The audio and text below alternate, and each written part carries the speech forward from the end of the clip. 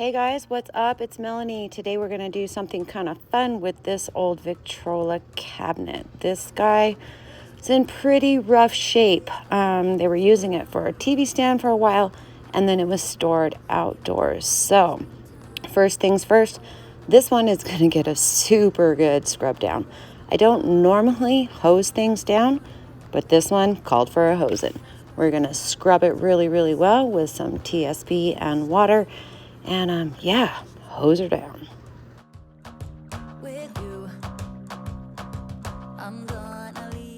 Just a quick reminder, if you like my videos and you want to see me do more, help me out a little bit. Hit that subscribe button. That tells YouTube you like me, and that helps me to keep creating videos for you. A lot of times I'd be really worried that getting a piece this wet would definitely cause some structural damage. But in this situation, I really didn't see another choice. It was just really that dirty.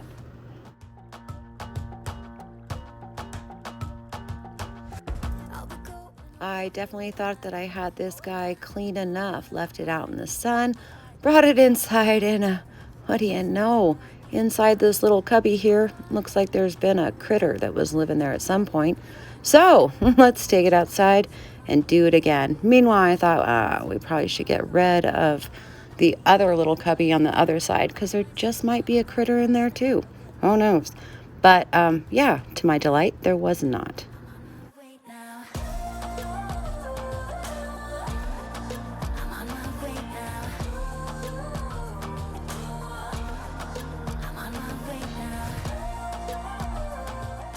So that was fun. Now that we have it all cleaned out again, let's get moving here. We're going to start with DIY's little black dress.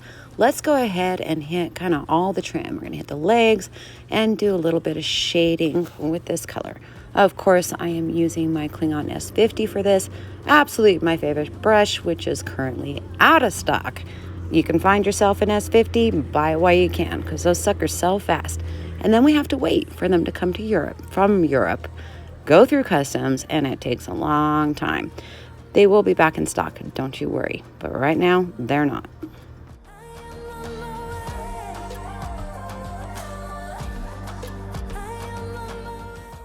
Okay, let's hit the inside of these panels here with beadboard. I'm going to be using my 040, and it's the perfect brush to just get in there and do a little squishy-roo so we can make that black translate, make it transfer, make it blend in with that white here in a little bit.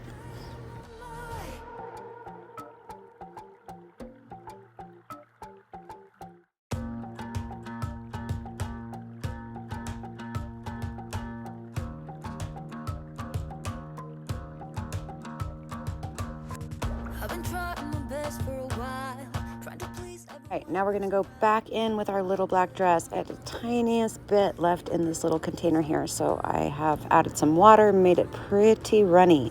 I'm gonna use a little artist brush that I got from Walmart. Let's first off just fix all the places that I messed up on when I got white on them. We're gonna do that, fix those up, and now we're just gonna go right around that border and add a little bit of water from Mel's Magic misting bottle and just give it a small little spritz. As that drips down, we're going to take a cut up t-shirt. It doesn't have a lot of texture to it, and that's why I'm using t-shirt. And we're going to blot that back so it's not completely runny everywhere.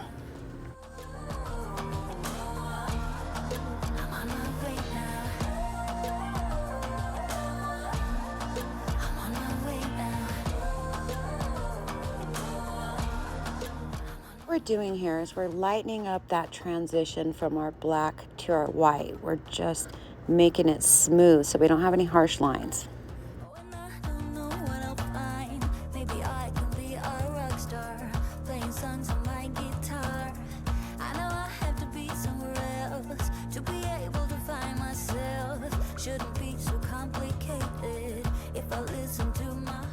I promised myself that everything I used in this video would be something that I had around the house. I did not want to buy any product for it. So these are pieces of plywood that I had and I cut them to fit. We're going to glue them in there with some lead glue, and then we're going to brat them down.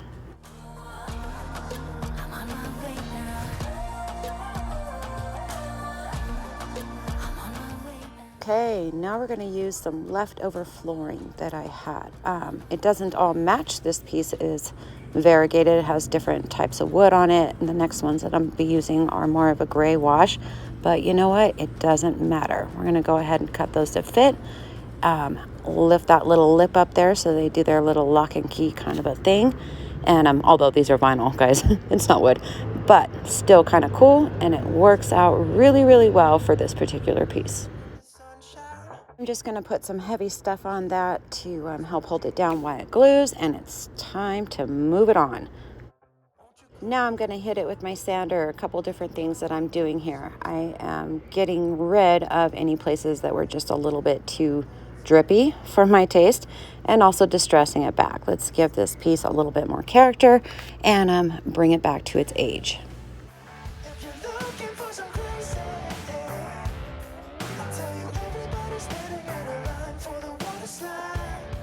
After sanding, always go back with some air, either from a compressor or from your shop vac. Put it on backwards, blow some air on it, and wipe it with a towel at the same time. Get all that fine dust that you created when you sanded off it. That will really help you when it comes time for sealing. Of course, in those smaller spaces where my sander didn't fit, I used some sandpaper. Now it's time to cover up this whole inside. So, as it happens, Melanie the hoarder just happened to have some corrugated metal on the side of the house. I used muriatic acid to make this corrugated metal look rusty. If you're not familiar with that technique, I'll put somebody else's video link in the comments below on how I did this. I watched a video and then I did it. So you can do it too, right?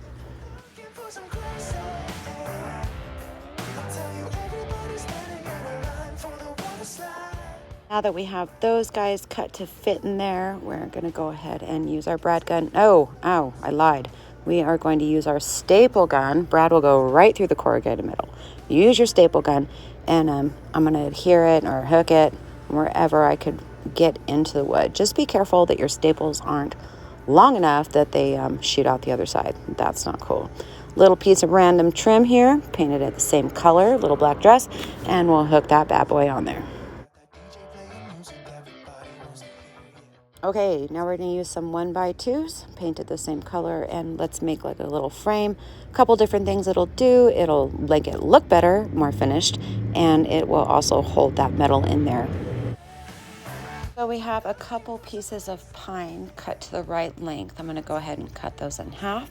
Then I'm going to take some scrap pieces of my 1x2s, cut those. We're going to make kind of like a little frame. Close it off so that they're hooked together, but open at one end. Then we're going to paint them little black dress.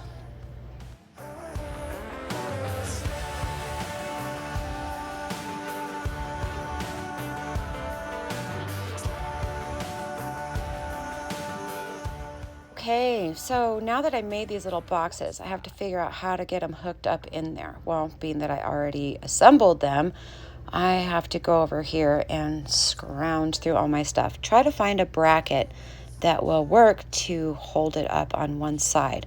I was looking for some L brackets, but I don't have any. And again, I'm not buying anything for this. So I found some brackets. I have no idea what they're called, but you know what? We're going to use them. I think they're going to work.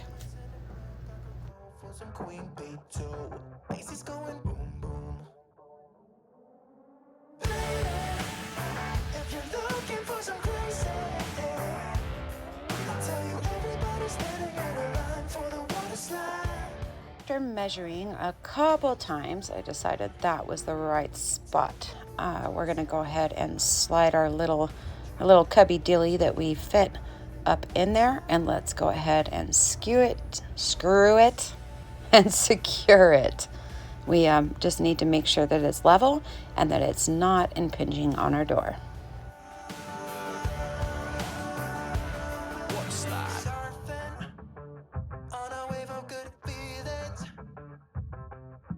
Just another Friday in So bring your A game, cause you know this party won't stop. And what do you know, it worked, guys. So now we have a cute little place to hang our wine glasses. We have one of those on either side. All right, let's seal this bad boy up. This is Big Top. And let me tell you about this brush. Okay, so Stringer, this company contacted me and asked me, would you like to promote our products? And I said, I don't know, I've never used your products. So they sent me a couple of these Stringer brushes. My first thoughts were, this is not going to work for furniture. So I'm not certain, but really using this brush, I thought, oh my goodness, this might be great for kitchen cabinets, bathroom cabinets. I'm not sure. I'll be doing a job next week, so I will let you guys know.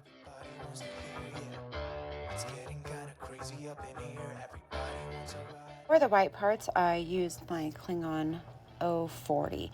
And I just want to let you guys know this is a perfect way to store your brush if you are going to be doing another coat and you don't want to worry about it. Take yourself a little Ziplocky, push it through, make a hole, zip it closed, and your brush will still be fresh when you come back for coat number 2.